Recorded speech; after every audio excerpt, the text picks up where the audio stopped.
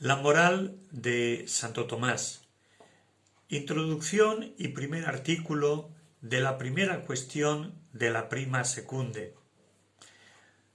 Queridas hermanas y hermanos, iniciamos una serie de vídeos centrados en la figura de Santo Tomás y concretamente en la segunda parte de la Suma Teológica, que es la que trata de las cuestiones morales. Esta segunda parte posee a su vez dos partes, llamadas por ello prima secunda pars y secunda secunde pars, es decir, primera de la segunda parte y segunda de la segunda parte. En el prólogo de la prima secunde, lo primero que encontramos es algo fundamental a la hora de hablar de moral, y es la pregunta acerca del hombre. ¿Qué podemos afirmar del hombre? A lo que responde Santo Tomás diciendo que el hombre es imagen de Dios. Ahora bien, ¿qué entiende por imagen? Responde: un ser dotado de inteligencia, libre albedrío y dominio de sus propios actos. Aspectos todos estos llamados a hacerse patentes, por lo que lo humano no basta con serlo, sino actuarlo, ponerlo en acto, lo que significa crecer, pues en la medida en que ponemos por obra, crecemos en lo humano y viceversa. La ausencia de actos humanos nos lleva al empobrecimiento de lo humano. No cabe duda que para el santo crecer en lo humano es consecuentemente crecer en santidad, y del mismo modo crecer en santidad supondrá crecer en lo humano. Efectivamente, no se puede dar lo uno sin lo otro, pero con la debida distancia, porque uno puede ser muy humano y no santo, aunque no esté lejos de la santidad. En cambio, no se entiende un santo que sea inhumano, es decir, desposeído de la virtud, lo cual ya nos coloca en el plano adecuado para afrontar lo moral desde la perspectiva cristiana. La segunda parte de la Suma Teológica, y dentro de esta segunda parte la primera de las dos que la componen, comienza con un tratado llamado Tratado de la Bienaventuranza, compuesto a su vez por 5 cuestiones o capítulos, divididas a su vez en artículos. La primera de estas 5 cuestiones se refiere al fin último, mientras que las 4 restantes se centran en la bienaventuranza o felicidad. Concretamente, la cuestión segunda se centra en el objeto de la bienaventuranza, es decir, aquello que hay que alcanzar para ser feliz. Es lo que los clásicos llamaban bienaventuranza objetiva. La cuestión tercera trata del acto mismo que proporciona la felicidad y se la conoce como bienaventuranza subjetiva. La cuestión cuarta es donde se describen los elementos de la bienaventuranza subjetiva. La cuestión quinta analiza el modo de conseguir la bienaventuranza. Los temas que se encierran en estas cuestiones son varios. El primero es el referente al finalismo de la acción moral. Esto es, que todo agente, todo el que actúa, lo hace en razón de un fin, donde fin puede identificarse con bien, objeto de la acción o perfección de la obra. El segundo consiste en la identificación del fin último con la fidelidad del hombre. El tercero es un acto del entendimiento, que Santo Tomás llama visión de la esencia divina.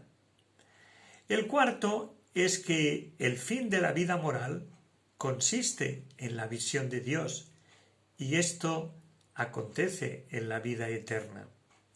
Así es como Santo Tomás convierte en teológico el fin de la acción moral, y eso es importante para entender el sentido de toda la moral de Santo Tomás. Así pues, la única felicidad absoluta e incorruptible está en Dios. Teología y moral quedan así perfectamente ensambladas. Más aún, el propósito de toda ética que ofrece un proyecto de plenitud, pero que se desmorona ante el choque con la muerte, queda resuelto por el recurso de la vida eterna. Ahora bien, esto ni sustituye ni se opone al ejercicio de la razón libre, como fuente, guía y canon de ese difícil caminar hacia la felicidad plena, pues la razón está llamada a descubrir y perseguir la realidad del bien que encarna la felicidad suprema. Pero si es verdad que la felicidad suprema es trascendente, no menos cierto es que en esta vida existe un reflejo de ella, con lo cual el hombre puede ser dichoso y orientar su existencia ética aquí y ahora. Ya Aristóteles presentó como meta de la vida y de la moral el bien real que se concreta en la vida feliz del hombre virtuoso. San Agustín, desde la crítica teológica a las doctrinas griegas, situará la felicidad última en el bien divino, que se realiza como felicidad eterna, lo que recogen a su vez los escritores espirituales, especialmente Dionisio Areopagita, llamado también el místico. Boecio completará esta enseñanza contraponiendo las felicidades engañosas de esta vida a la única felicidad auténtica, la que está en Dios. Estas felicidades engañosas las enumera: riquezas, honores, poder, gloria, placer, bienes del cuerpo. Santo Tomás en esta línea dirá que la única felicidad está en Dios. Ahora bien, ¿en qué consiste la felicidad eterna? Existían tres corrientes a la hora de dar respuesta. La primera es la transmitida por las escuelas místicas y defendida por algunos predecesores de Santo Tomás. Sostenían que la bienaventuranza consistía en algo increado. En este sentido, Hugo de San Víctor dirá que es el Verbo divino que se une al alma por participación. Y Pedro Lombardo dirá que es el Espíritu Santo que se comunica con el espíritu del bienaventurado de manera similar a cómo la naturaleza humana y divina está unida en Cristo. La segunda corriente hacía consistir el acto de la bienaventuranza en el amor. Esta forma de pensar, cercana al Evangelio y atractiva hoy para la reflexión teológica, era defendida, entre otros, por ejemplo, por Alejandro de Ales. Por último, en tercer lugar, otros como San Alberto Magno, San Buenaventura, dirán que la visión intelectual de Dios es el acto principal, aunque el amor también pertenece a la esencia de la bienaventuranza.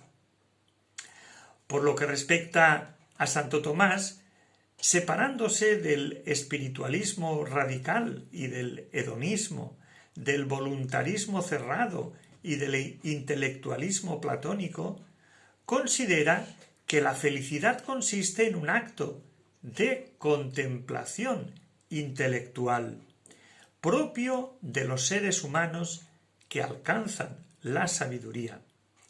De este modo, salvaguarda la presencia de lo divino en la felicidad del hombre y mantiene una distancia respetuosa con respecto a lo sobrenatural, pues por un lado mantiene la consistencia real y deleitable del máximo bien, y por otro la categoría espiritual intelectual del ser humano.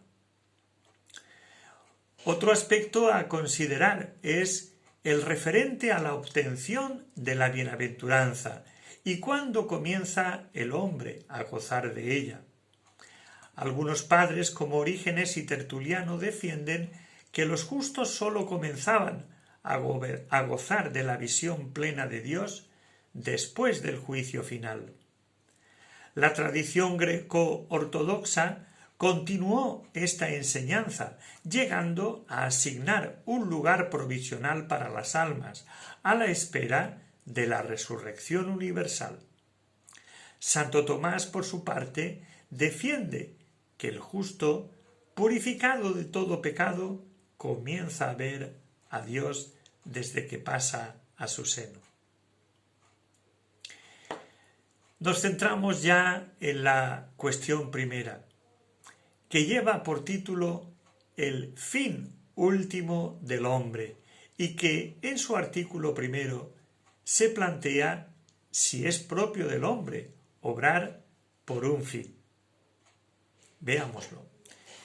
Santo Tomás afirma que es propio del hombre obrar siempre por un fin, pues el hombre se diferencia de las criaturas irracionales en que es dueño de sus actos. Por eso, sólo de aquellas acciones de las que el hombre es dueño pueden llamarse propiamente humanas, porque proceden de una voluntad deliberada. Las demás son del hombre, pero no son humanas, pues no pertenecen al hombre en cuanto hombre. Pero todas las acciones que proceden de una potencia, en este caso la humana, son causadas por ella, en razón de un objeto, y el objeto de la voluntad es el fin y el bien. Luego es necesario que todas las acciones humanas sean por un fin. Para entender esto hay que tener en cuenta la identificación del obrar humano voluntario con el obrar por un fin. Esta afirmación no procede de ninguna lógica, sino de un análisis del obrar humano. Sin embargo, hay una equiparación previa entre acción humana y acción voluntaria, ya que las acciones no voluntarias no se consideran propiamente humanas. Para los clásicos esta doble identificación es innegable desde la simple observación, pero aunque puede haber actos que parecen estar desposeídos de sentido y de finalidad, pese a su voluntaria y humana, la aseveración ya comentada es la que prevalece. En segundo lugar, está la identificación del fin con el bien y la identificación consiguiente del obrar voluntario finalista con el obrar moral. Aquí la lógica se hace más presente, pues se parte de la definición del bien como aquellos que todos apetecen. Ahora bien, como todo es lo apetecible por el hombre, es el fin de su voluntad, se concluye que fin y bien son idénticos. La moralidad queda así circunscrita a los bienes y a los fines, objeto de la voluntad, y la acción moral será la acción humano-voluntaria que desea alcanzar un bien o que obra por un fin determinado por el hombre. En tercer lugar, la identificación del bien fin al que tiende el hombre con su perfección conlleva que aquello a lo que el hombre se siente atraído por naturaleza constituye su verdadera perfección. En cuarto lugar está la identificación del bien objeto general de la voluntad con el bien universal. Esto es una deducción a la que podemos llegar de forma autorreflexiva y quiere decir que nunca nos saciamos con un bien particular, lo que nos lleva a equiparar el bien universal con Dios, sumo bien. Por último, hay que decir que tanto el finalismo como en el análisis del acto humano, Santo Tomás es, como bien sabemos, deudor del análisis experimental tomado de Aristóteles. Bien, el vocabulario a veces puede parecernos un poco complicado, un poco difícil, un poco filosófico, pero sin duda que en la medida en que nos vamos haciendo con él, nos vamos acostumbrando a él, vamos encontrando un poquito más de significancia. Intentaremos ir desgranando las diferentes cuestiones en otros vídeos. Un cordial saludo a todas y a todos. Gracias.